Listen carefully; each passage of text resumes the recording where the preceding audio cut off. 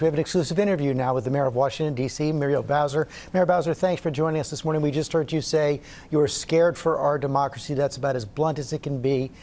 Do you believe you have the security threat under control?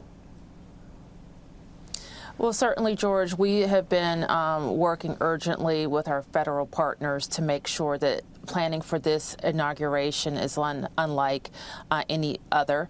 Over the weekend, I made several requests of the federal government, including expanding the security perimeter for the event, for the inauguration that's led by the U.S. Secret Service, and asking also for a declaration of an emergency to help in the planning before the event. And all of those things are in motion. The president declared the emergency. That is correct. But you also asked the National Park Service to rescind or deny all permits for public demonstrations through the inauguration. Have they granted that request?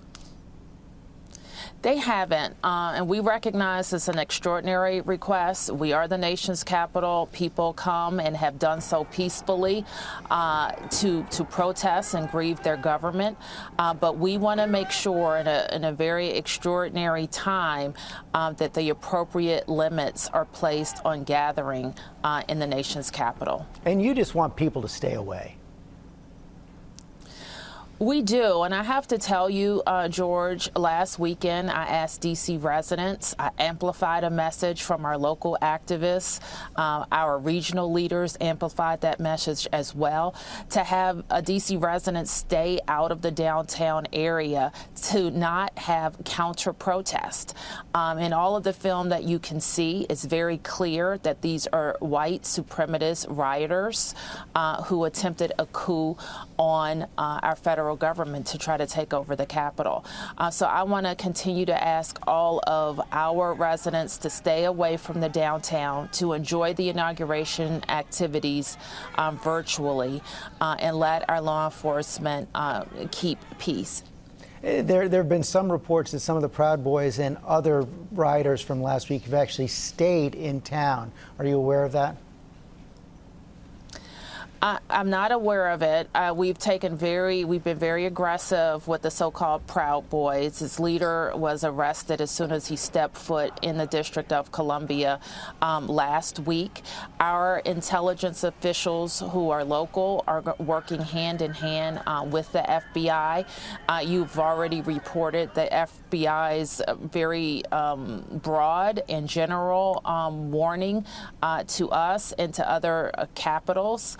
And we will continue to work with them on any other specific information. There will be some 15,000 National Guards troops ready to deal with any potential violence, ready to deal with any potential threats next week for the inauguration. Do you have a better sense now of why the Capitol wasn't prepared for what happened last Wednesday?